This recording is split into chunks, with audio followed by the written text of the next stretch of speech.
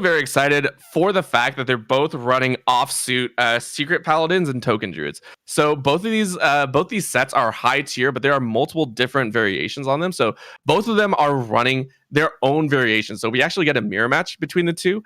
I'm expected to at least see one of them, right? We're obviously going to see a mirror match of one of these decks. Or at least I hope so. We'll have a high chance of seeing a mirror. So it's really like who chose that better deck in that sense. I have a feeling that Priest is going to be in there no matter what. And if I have to say, we're probably going to get double secret bans coming out, so we probably won't see the Paladins coming out, even though that it's not the secret Libram decks coming out. But I'm still very excited if I get to see both token druids and or I get to see both secret paladins. I think both of those would be my very, very fun matches to watch. Yeah, although I wouldn't jump the gun there in the banning of the secret paladin. Last game we did see Sasajiro let it through and ended up getting the win, opting instead to ban that control warlock list, which was interesting. I was hoping to see it played. So I wouldn't say that just, hey, you never know. Maybe the spell priest gets banned out. After seeing the priest just what happened, you never know what to do. But enough talking about this matchup, right? I'm getting impatient. I'm getting excited. I'm getting ready. We are going to take one more quick step aside, let our sponsors do their thing, and then when we return, we're going to get right into the action. Don't go anywhere.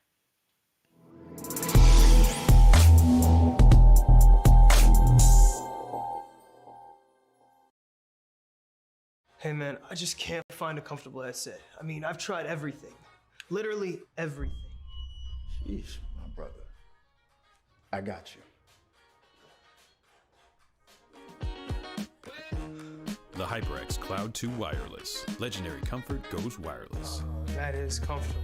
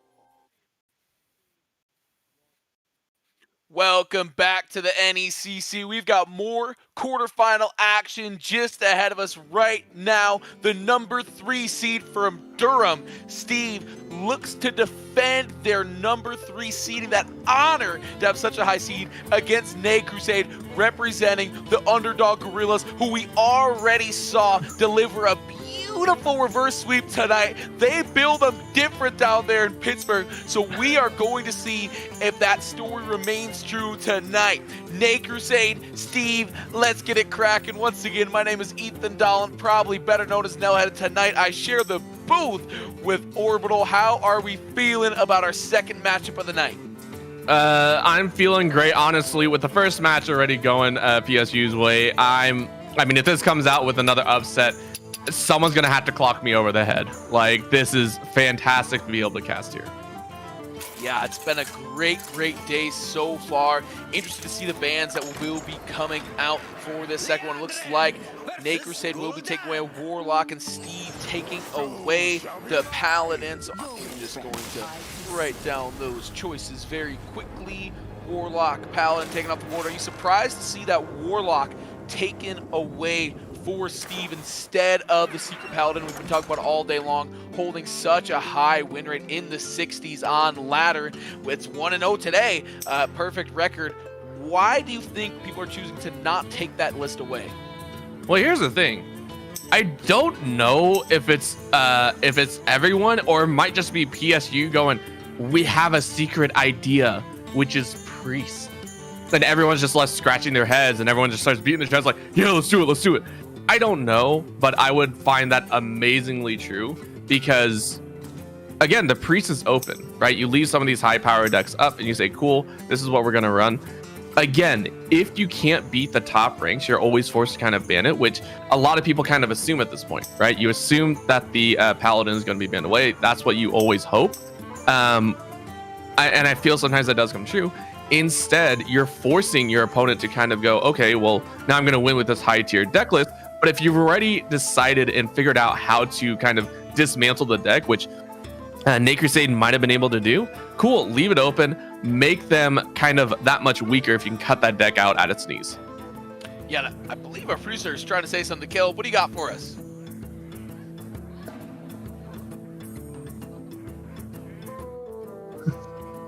I got both bans. It was a Warlock ban on... Oh! I got both. We're making sure that everyone can see everything. We're making sure everyone knows exactly what cards are being thrown down. So that's all it is. You know, totally irrelevant to casters, right? Like, casters don't need to know what cards are there. No.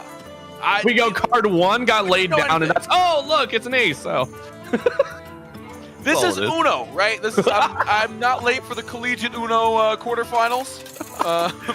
Definitely not. Oh man, what was it? Oh, that reminds me of a funny story. Wait, also, I think we have the wrong tag on Twitch. I'm gonna put it out there. I think it says Overwatch from yesterday.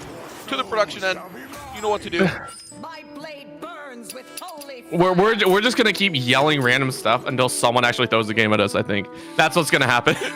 Just over and over again. This is wrong. This is wrong. Hey, let's play Uno. It's okay. Oh man, that's all that's gonna happen. We are finally into game here. Naycrusade, or this is the reban. Yes, reban. So let's not put the carriage in front of the horse here. That's never a good time. Rebanning. Once again, Paladin is banned. Warlock will be banned out. I'm interested to see the Priest come through. It feels very like TV show-esque that this one school has figured out the secret. Like, if Hearthstone had a Yu-Gi-Oh equivalent, we are watching it unfold before our very eyes. Yeah, and I think one of the best things to me is always seeing that kind of unravel in a playoff scenario. It's the same thing with any game or any situation, right? After a while, someone's going to find out how to beat the top dog, and the meta revolves and evolves at the same time.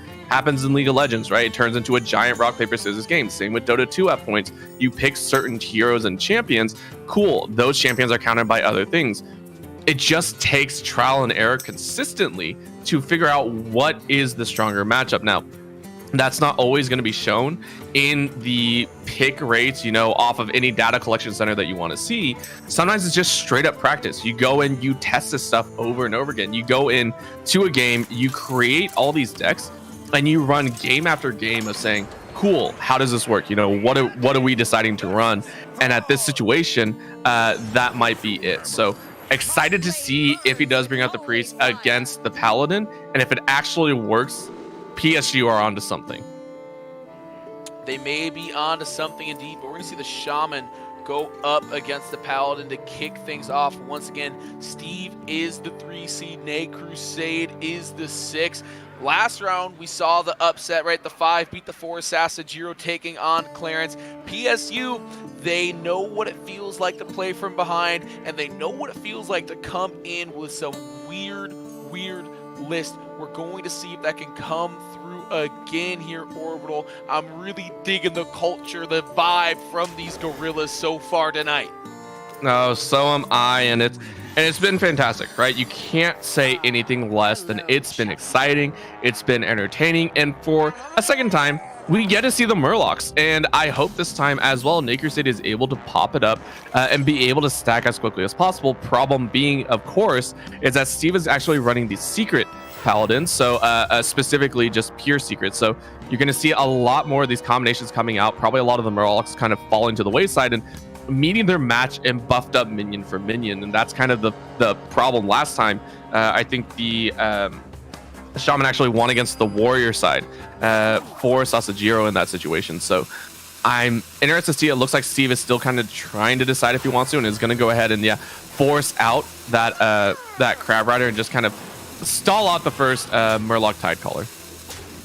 Yeah, and I really do like that play, taking board control, especially when these two deck lists are so board dependent, so dependent on holding that board control. I think that getting that Wind Fury out, very solid option. You do have the Young Priestess in hand as well, so have the opportunity to buff it even that health at the end if that's something you want to invest your time into. We're going to see how this does proceed.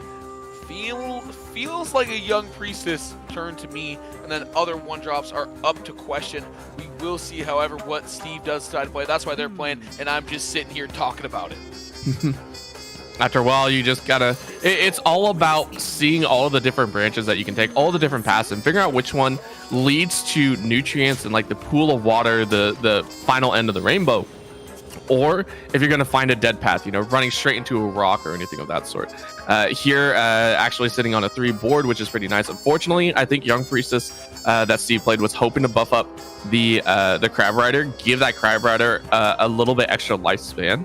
But I still think it's going to survive at least one more turn, depending on Naycrusade actually deciding to drop the Spawn Pool Forager. He's actually going to go ahead and, okay. He's going to go ahead and swap out with a little extra damage trade and actually bring out the Tiremug Tiny Fin. So be able to stick with 2 on the board. But that Novice Zapper is still up and available. So yeah, it's going to stay alive and easily take on the Divine Shield. So very well played by Steve thus far to be able to contain the board and keep that Murloc count just to 1. Yeah, keep the Murloc count low, very vital, and just the creature count low. Talking about the buffs, as Tiny Fin will be coming on through everyone's favorite 0 cost. No thing can stop us. Going to buff the Murlocs a little bit and able to trade on board. Once again, board equally matched. We would see another trade if that is what Steve wants to do. First day of school coming through, grabbing Hellbore. In addition to another Knight of Anointment, going to draw a spell from deck. Man, the card draw coming through from Steve is going to be big here. Yeah, these are enough buffs to actually cycle him through the next set of the nothing could stop us buffs. I think this is Steve actually prepping to just all out win after I think 6 mana turns come through. That's actually going to hurt because again, you already lost the Nofin can stop us. One of those cards, sorry. And then you're already only sitting on a Cold Light Seer, and you're not really going to have anything, so you lose out on so much of the resources that you are hoping to utilize. So Steve is actually just, I think, going to play this defensively, wait it out, let Naycrusade actually hit some of the targets. Yeah, just keep buffing up, allow yourself to slowly keep stacking up, and that's going to give you that opportunity later on, right? Naycrusade is actually, I think, out of any of the extra buffs that he was hoping for. So that's going to cause a lot of problems here on the later side. Yeah, he's actually resorting to dropping totems. Feels so bad. Wow. Feels bad indeed. This conviction upgrades now that you do have 5 mana, if I'm not mistaken. There's a lot of damage potential that can just come through. Yeah, there's the conviction ranked up. There's a lot of options here. Orbital, that Crab Rider looking very appealing to me, especially with buffs in hand. Yeah, going to go with the Crab Rider, going to toss down that conviction. That Crab Rider is going to be an issue if it goes unchecked. That is 8 damage represented every single turn without other potential buffs. And you're going to be taking 6 more right now. Noble Sacrifice put up to protect, and Naycrusade put in a very, very tough situation on board. And I love the Galloping Savior because this actually completely negates whatever Naycrusade was going to do. So having that 3/4 Steed taunt, yep, there it is. So immediately, any of the aggression that Naycrusade was going to do is gone. You are set. You have to attack this taunted character. And yes, you're able to survive, but there it is. Once again, you are sacrificing so many of these attacks. And Steve read this move like a book. Now Naycrusade has literally nothing in hand. This is the worst possible time for a Murloc Shaman to have, right? You want at least 2 or 3 cards to be able to buff. Naycrusade was hoping to get away with that 3-card drop and just gets punished for it. It's got 20 damage here with Hammer of the Naru, I believe, in hand. That should just put them to 2. Yeah, that's the hammer. That's lethal, so I think. 2 life for Naycrusade. Oh, no, sorry, not lethal. That was 3. Yeah, I'm mistaken. it's tough. It's Math is hard, guys. Math is hard and life is hard if you're Naycrusade because there's nothing you can do. The Tiny Fin, not what you're looking for on the back end. Game 1 going to be handed over to Steve in pretty decisive fashion, going to trade out on board just for giggles, it looks like. But Naycrusade falling in game number 1 to the so strong secret paladin list that still scratch my head why this isn't banned every single time. Oh, there's also another way that you can deal with an overpowered deck, right? Which is sacrifice. You just give that game, you get it off the board, or because you basically say, cool, my 3 decks can take care of the other 2 in decent fashion. So if that's the game plan that they have opted to go for, I would be impressed. That's a sacrificial play that you don't normally see in a best of 5 series, because you always want to at least kind of start off on the right foot. So if that is what is happening here, I believe that is a very bold strategy coming out of Naycrusade. And if he has prepped these 3 decks to be able to win over, I want to say the Token Druid and the Control Warrior, that would be some big brain plays coming out that a lot of people would not think of. Yeah, and Sasajiro in chat actually confirming exactly what you're saying both Naycrusade and I targeted Face Hunter and Token Druid. Their decks can't beat Warlock, so they opted to ban it out. The only issue is they haven't run in to that Hunter list yet, so they are a little bit ill-prepared for maybe some other things like this Rush Warrior, like ill-prepared for that Druid list I saw earlier today, but it was able to sneak out the win. So we'll see. It's all up in the air at this point, but one thing is certain, strong game number 1 from Steve, now going to run it out here with this Rush Warrior. Excited to see what this can yield. Naycrusade running it right back again with that Murloc Shaman Orbital. How do you feel about running the list back after you just ran with it? You think that it's a solid move, or it's a little bit prideful, a little bit stubborn-headed? I think it is, but again, like, number 1, to have a player actually agree with me for whatever reason, I think that just gave me like a whole heap of a heart of full like happiness right there, just to be able to hear that. So number 1, thank you to that over there. Second, again, it's all about strategy, right? Sacking the first game is not unheard of, right? Some of these situations, some of these games, it's actually understandable when it comes down to you lose a deck that you wanted to work with. If the opponent is throwing the strongest weapon they have at you right off the bat, cool, take the hit. It's not going to make too much of a difference because you already have lost that game in your head, right? If you win, it's a pleasant surprise. If you lose, it's all to the script. So running it back is probably within Naycrusade's kind of estimations, right? So I think this is well thought out, and be able to just play it and just keep, because you have to win with it anyway, might as well try and get it out of the way early. Strong start here. Tidecaller, no Tiny Fin. I was going to say Tidecaller, Tiny Fin, but costs 0. I mean, you're missing out on 1 damage. Stage Dive will come through. I personally would have ran them both out, but maybe a little scared of running out of gas here on the backside. Going to go with the Spawn Pool Forager. And there the Tiny Fin does finally come in. So missing out on 1 damage here early on. We'll hope that doesn't come back to bite Naycrusade. Steve doesn't have much here. Could coin out something. Probably just going to armor up in my mind. No real reason to run out this Lord Bear off this early. Yeah. Considering how many buffs come out, that would be like the worst move I think you could do. Knowing that these Murlocs can get up to like 4 or 5 health on them, there is absolutely zero reason that Lord Bear would be played early. I want to go back and actually double check. I don't know if he did. I want to say that he went ahead and actually mulliganed the entire hand, but if he didn't, this is actually a really rough starting hand that he decided to go for. So again, if he's sacking, that would be crazy as well. But now this is actually a decent time. He's going to drop the coin, I think, and I don't know what more he could go for. I don't really see, but he's actually going to drop Kargath, which is surprising to say the least. But yeah, he's going to start trying to rotate that into his hand, but he still leaves himself open. This could be like a fatal move here, actually, because I think this might be 2 or 3 turn lethal.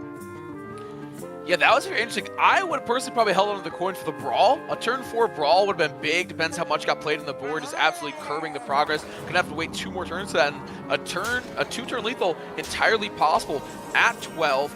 8 damage on board right now. We don't know what will be drawn. There's a lot of potential damage that can come through right here. Also has that Cage Match Custodian hand, which will draw a weapon. There's just a lot of potential for Naycrusade right here. Bulwark of Azzinoth coming through. That is a lot of effective armor, so should be very, very solid move for them right now. Custodian comes through. Will be able to snag that Whack-A-Null. Going to pop in. Hopefully it doesn't buff the Custodian itself. A lot of other options, statistically unlikely. And it will snag the Tiny Fin on the back end right there. Yeah, well, again, this has actually saved him a whole turn, which is very, very impressive. So, again, that only reduces to 1 each. But now, I mean, what can you do? I think Steve has kind of resigned himself, right? There is no way he can clear this board. Oh, okay, never mind. I am a little bit slow in the head. Yeah, it's all good. That's why I wasn't sure to drop the Tiny Fin there. Yeah. The second Tiny Fin is going to come back and hurt. And there it is. Yeah, that second Tiny Fin. Questionable when you know Brawl is in the deck. Gonna start with the Crab Rider. Once again, you might miss out on potential damage here, though you probably in the long run would rather the buff go on to the Crab Rider. There it is. You now have a 2/5. Your only card in hand is useless. Naycrusader is just absolutely praying, crossing their fingers, stroking that lucky rabbit's foot that nothing good is drawn from Steve down the stretch, because they are officially out of gas. Yeah, that's actually... I was so hyped up for my one good call earlier on that all the rest of them are just going to like crap right now. I'm burning out as fast as this deck. That's how bad it is right now. He is dropping the totems as quick as possible. Actually, not going to be too upset about getting a taunt, but that'll at least buy him a little bit of time. He's going to go ahead and drop, and the shield is still up. So now I'm pretty sure he's going to go ahead, drop a couple Blade Storms. I wouldn't be surprised to clear this, because I think Steve kind of understands that Naycrusade is completely out. As soon as you start dropping totems, yeah, it's pretty much over. And that's going to clear the entire board. He's not going to be happy and sitting with anything that he wants. He has Rattlegore in 2 turns. Like, this is... I hate to call it, because I called it so many times before. Again, still have to work through 30 health, but I think this is pretty close to calling it if Naycrusade can't pull something out in the next 2 turns to actually stack up his side of the board. Yeah, Tidecaller, the only thing in hand. If you play it, it will just get traded out on board. Not a lot that can be done at all right now from Naycrusade. Can't find much in hand. Shield Maiden on the other side, just going to put that life back to a more safe total. Looks like the trade will come through here, initiated. But Naycrusade doesn't have anything with a whole ton of reach in the deck, as is typical of these Shamanlists, right? Your top end is Felfa Navigator and like the Whack-A-Null. I guess Voracious Reader off the top could be big. Could? But, I mean, what are you drawing, right? At this point, you're drawing low-end Murlocs that can't really be buffed up within the areas. So you're sitting tops of maybe 1 or 2, right? So yeah, you go ahead, you get a 2-1 and you get a +1/1, but what really can you do in this situation? Now you're praying for the totems to actually keep you safe, but I mean, what more can totems really do? Your deck is not built for that. Oh, and that's just a board clear in itself right there. Yeah, that one is gonna hurt. I have Cthulhu as well in hand. That one's been sitting for a little bit. Gonna do a lot of damage. Once again, not a lot of options, but like Voracious Reader into some kind of Firemancer Flurgle play is the only thing that I can really see. Not gonna find that either. You're just gonna have to totem and play out that Crab Rider, unfortunately. Yeah, at this point, Steve is just kind of waiting the inevitable, right? He's stacking up a few more, getting the shields up, understands that there's 1 or 2 more pieces that could possibly come through. I think, honestly, the only thing that you're looking at is even the Firemancer here wouldn't really do anything, right? You're taking a look, and what more can you pull? The Tiny Fins, I think, are completely out. So are the Tight Collars, and all of them are gone. So really, you're cutting down to almost nothing. So yeah, you drop the Voracious Reader, but what more can you drop? He's been sitting on that Lightning Bloom the entire time, and it's just been, so now he's going to drop it, right? Just to get it out of his hand kind of thing. But going to be able to draw 3. What is he going to draw here? I'm very curious. So he goes ahead, gets the Mercenary, plus another No Fin, and the Firemancer. So tops.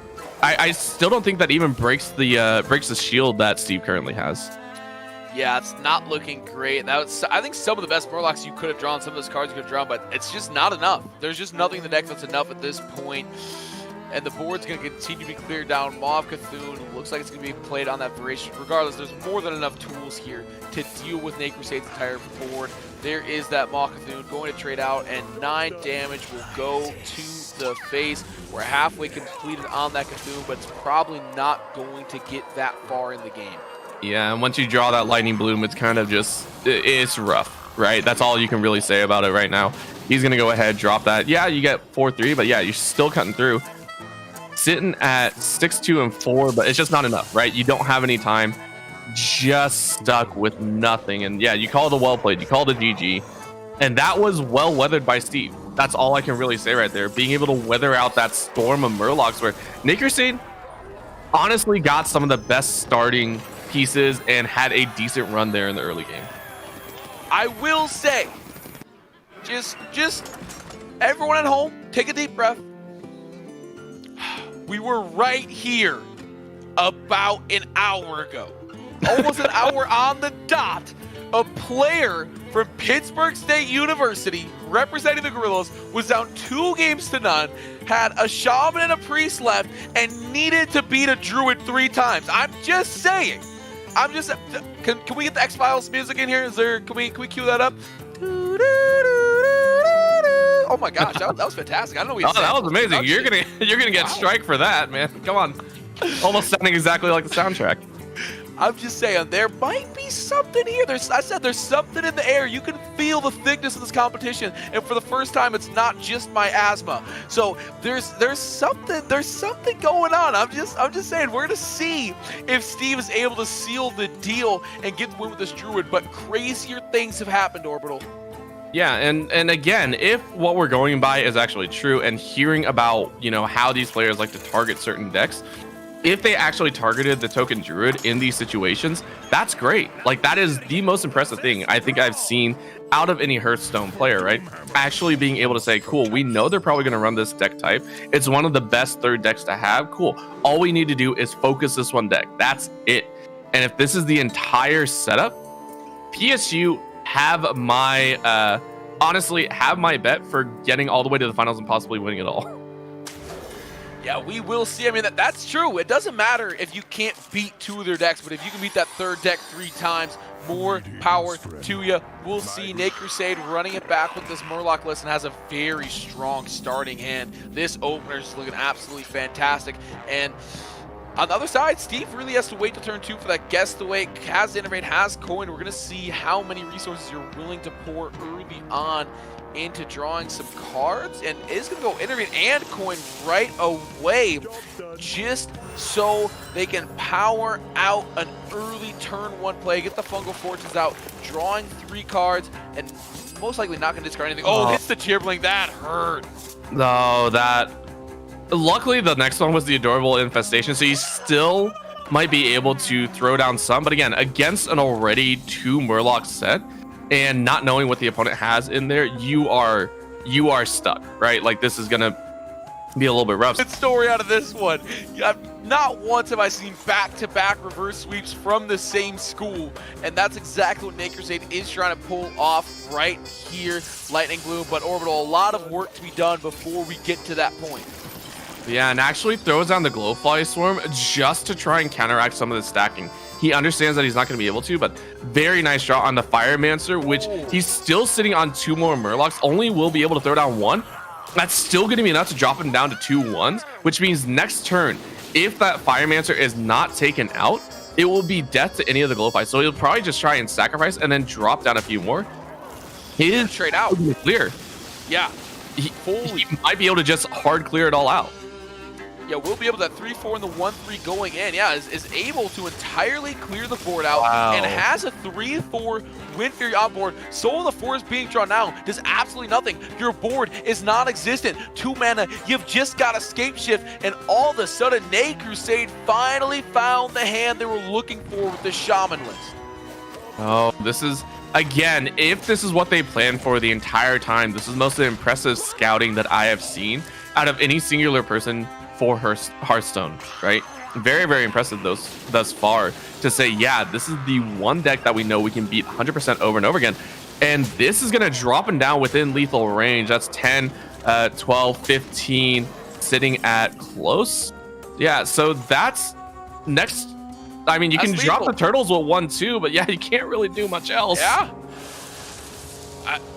I think there's probably going to be enough there to fight through all of this. So this is looking like a game 1 for Naycrusade regardless. Is sitting on that South Coast Chieftain in hand. That's going to be able to deal with one of the turtles and just send the rest in. He has a no-fin. He has no. Wow. Oh, that hurts. Wow. Oh, that hurts. He drew it at the perfect time. Oh my goodness. You know what? It's like, you know that meme where it's like gamer mode engaged, the dude's just sitting backwards and then he's all of a sudden up here? That is what happens when anyone from PSU sees a Druid list. They're here. What? All of a sudden lean forward, ready to go. First win of the day for Naycrusade comes off the back end of that Shaman list. We've got the Druid, we've got the Priest list. Which are left? Which are we seeing here, Orbital? I hate to say it, I want to see the Druid. I want to see that double matchup now because I think saving the Priest for later might give him a better opportunity. You know, play out the deja vu tactic, right? If you're into Superstition, play that Priest last, play it like your buddy did last one. Cool, awesome, and that's actually the okay. So they just said, no, screw Orbital, give it to Nelhad. How exciting would it be, Game 5, to have the mirror matchup, baby? A 50-50 split. Give me the 5th game. Naycrusade trying to do the impossible and pull off a reverse sweep. And as the 6th seed going up against the number 3 seeded Steve, they're going to need a good hand to do it. So full mulligan coming out of Steve right now. Goes ahead, drops the fungal. Solar Eclipse, Pride's Fearing, gets the weight. Almost the same hand as last game, it feels like. That, I don't like it. Okay, drew a Gibberling. Not terrible. He's gonna sit on that for a while, obviously, but I mean, taking a look at the other side, Naycrusade is sitting on the Insight, Apotheosis, and the Sethek, Wandmaker, Palm Reading. Yeah. Oh my gosh. All right, let's get started on the spells. Veilwearer is so good, ladies and gentlemen. If you don't know what this card does, after you cast a spell on a minion, you add a pre-spell to your hand. This thing can snowball in a hurry. It's a 2/3. It's got a solid body on board, especially into this deck. And Steve's got to think about it. What do you do against this? You have no answers for it immediately in your hand. You don't want to play the Gibberling into it because it's a bad trade. This card just feels so good on an empty board. Yeah. Actually has all the likings to actually buff up this Veilweaver forever, right? You have the Apotheosis, which is going to give him, I think, straight up 5/5. Or no, 4/6. I'm very sorry. Plus Lifesteal, which is ridiculous. And after that, you can go ahead and drop the Insight if you wanted to, which means that any minion that's thrown down is going to just be a disgusting sight to see. And then depending on what two pre-spells you get out of that specifically, it could be damaging. So Steve's sitting on that solar eclipse. Double solar eclipse is fine. Well, let's see what he does. So yeah, he's gonna go ahead, drop the apotheosis, and keep this thing healthy. That's gonna drop in a Draconic Studies, which is gonna be so and then he also got the palm reading in set, and actually can't do much else for the time being. But this is already starting. It's already starting that snowball that you were talking about. Absolutely. On the other end, we missed it. Steve got the guess the weight wrong because he flipped 2-cost spell, said more, got another 2-cost spell off the top, so didn't even get the additional card draw. Not a great turn 2, and just like that, Steve's looking at his hand saying, yeah, I got a lot of ways to do a lot if I had minions. If I had a way to get some minions on this board, I could do some damage. Going to toss out the Gibberling, trying to get things started here, but what are you really playing into? Just the coin? Going to draw some cards maybe with Fungal? Iterate into that? So gonna build the board. Going Lunar Eclipse. Actually, you could combo. Can you Lunar Eclipse into Pride? Reduces it by 2. I don't think so. Yeah, that's 4, right? Reduces by 2. You can play 2 more. So you can Lunar Eclipse into Pride. Oh, okay. Lunar Eclipse. I thought you said Solar Eclipse. I was like, my Pride? brain doesn't want to work. So Solar Eclipse, double cast Lunar Eclipse, reduce the spell by 4, double cast, or then you can finally get your Pride. Oh my gosh! I should have been a math major. All right, so Nell had just hacked the game. Nell had straight up hacked the game, and all of a sudden Steve's like, bro, what's up? I got my Gibberlings. I got these guys that'll chatterbox your head off. And now Naycrusade is like, bro, That hurt. That hurt so bad.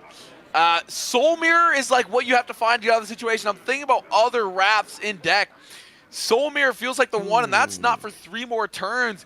All of a sudden, Naycrusader had a solid board, but Steve found just an absolutely monstrous play with these Gibberlings. Whew, that one hurt. Absolutely cut this game off on a dime. Yeah, and he's going to go ahead and draw a 1-cost, which is just a Holy Smite. But you can get rid of the active Gibberling, which is big. Yeah, and he's actually going to prep and draws the Thorn Growth. That's going to save Steve from taking any of these down. I think he can lay it down and actually get both, or just one, I'm sorry. We're going to see if Naycrusade actually has anything to say about this, because he's still sitting on a lot of prep. This is all prep in his hand pretty much, and so Steve is going to get a little bit of time to solidify an opportunity. You can actually see it being thrown down, so that's going to be an extra Gibberling, and he is looking so primed and ready for anything that comes his way. Yeah, absolutely. Primed and ready. Soul Mirror is once again the card that you're really looking for here. You can find it'll clear the board. To note, the other Gibberling is now gone for the rest of the game. So if you can deal with that one Gibberling, you're cool. Glowfly Storm is in hand, which it is trouble, but you got to deal with these Gibberlings some way, somehow. Gonna go with the palm reading. Could be big. None of the spells you're really looking for. Initiation is not how you're trying to deal with Gibberlings. No, and again, he's just gonna have to take the 12. I think. I don't think he has anything else, and Steve actually draws a buff again. I would Holy Smite the Gibberling that's active. I think you have to. Yeah, I mean, there's no other opportunity to do anything else, and he's actually gonna throw down, and he's gonna use the Hysteria. This could actually be interesting. Oh! He got so like, no, he doesn't get the other one. Oh man, that would have been. It's still huge. Though. It's still amazing, and now he's gonna go ahead, grab one of the dragons, and start stacking for the next turn. That was a roll of the die that landed on 6 3 times. His next dragon's gonna cost 3 less, by the way. Like, it's just ridiculous. Just one. Ooh, just one. He has 2 more. He's got 2 more of those Draconic Studies, right? So he'll get his next dragon should cost 3 less. It should stack up. So those Draconic Studies each going to make the next dragon cost 1 less. So we're potentially looking at a massive dragon for discounted, 1 for free. Fungal Fortunes will be coming through, doubled up, guess the weight.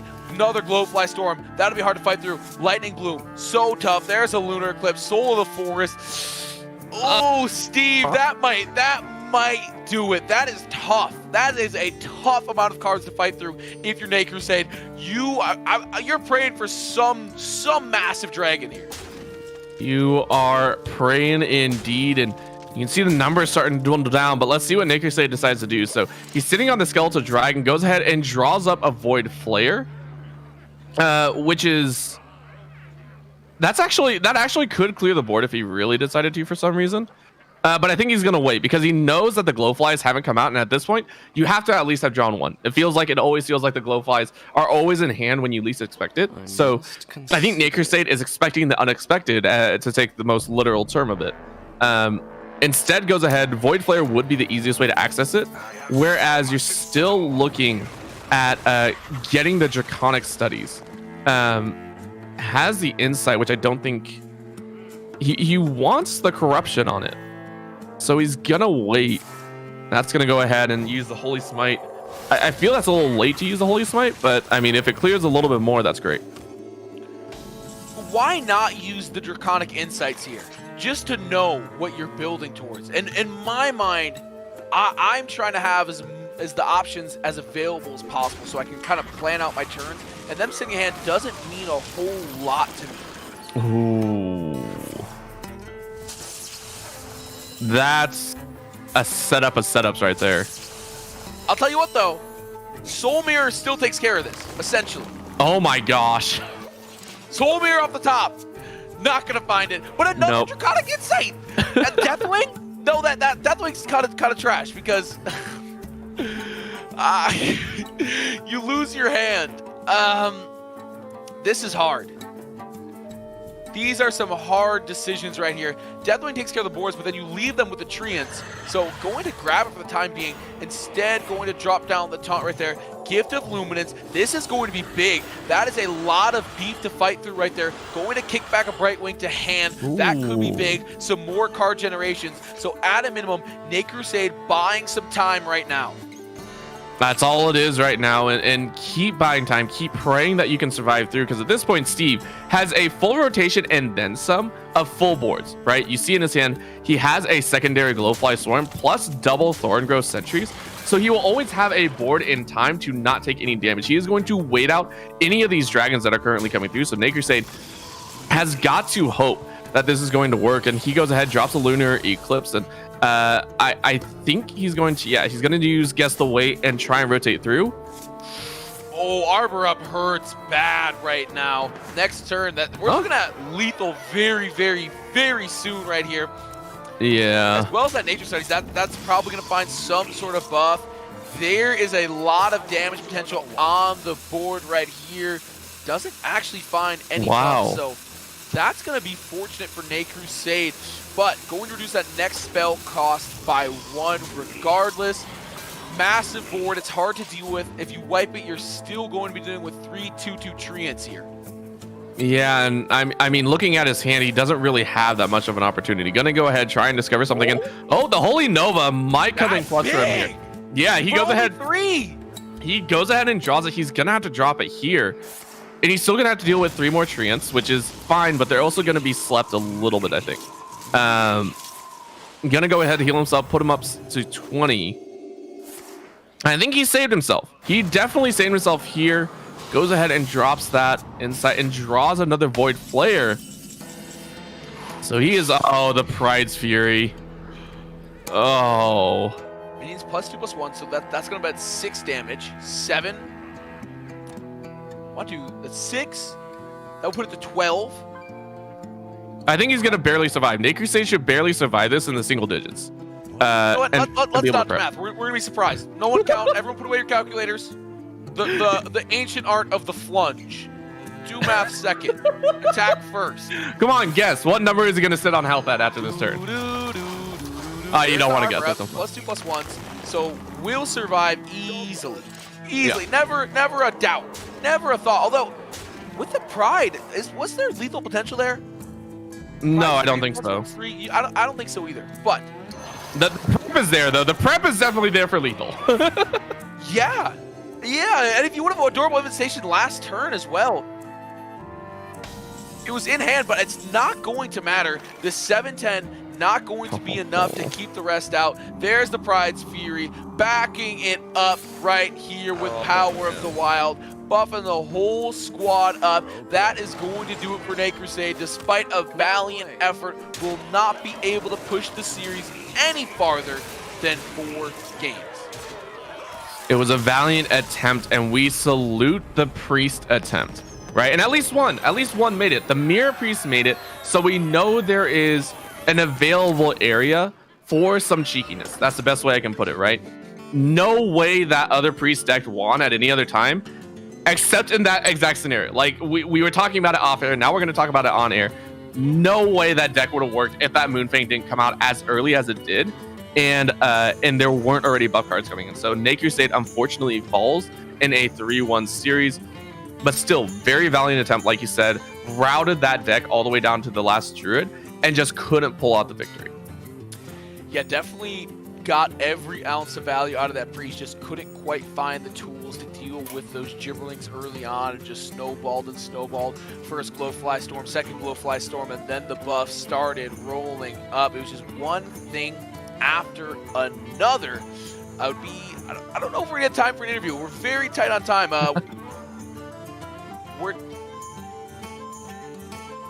All right, so we're not gonna have time for an interview. We're gonna talk it out a little bit more though. Final thoughts. Anything just on the front of your mind after that? Number one, don't do math on any type of camera. That's always not, that's rule number one. Up there with any other rule number ones from games. And number two is potential for bottom tier decks, if manipulated properly, to beat top tier decks, right? Like it didn't show excessively here, but with already one upset in his books, I expect these players to, I don't believe these decks had to be static the entire time all the way through the rest of the playoffs. I do expect some variations to come out. Start manipulating some of these and start trying to figure out some weak points and work with what you know should be coming out. And if you do, we might see even more upsets than we expected. Yeah, absolutely. But the first point you made may be the smartest thing any caster has ever said. Don't do the math. Just be surprised. Just be shocked. You know what? I'll tell you what, my freshman year of college, right, you do placement tests to see where you get placed in certain things. You can skip some stuff. I am not a math guy. I'm a Bachelor of Arts. I study video production, so I only have to take one math class to graduate. So you know what I did going to my placement test? What's that? I purposely got every answer wrong so I could get into the lowest math 125, quantitative reasoning. On the first day of class, my professor said, this isn't even really a math class. The day I was done, I took my exam, walked out of there, went to Walmart, bought a whole birthday cake, and ate that bad boy to celebrate. That is how much I hate math. So if you catch me doing math on stream, somebody call 911, get an ambulance right over to my house because something is horribly, horribly wrong. Yeah, when you had the best math calculation out of any of the games, how can you say that, Nelhad? You predicted the lunar into the solar, the double lunar into the solar was, I think, one of the coolest things I've seen. Or was it, what was it? I think it might have been something else. And now I'm recounting wrong. Solar into lunar into something.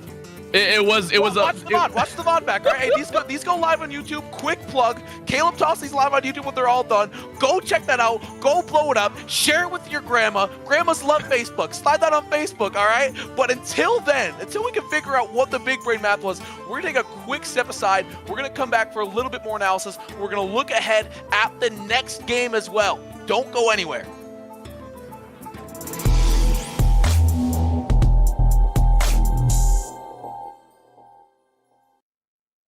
What sound experience would you like today? I'll have the fantasy pack. Good choice. And could you make it a Cloud 2 wireless? On his way, sir.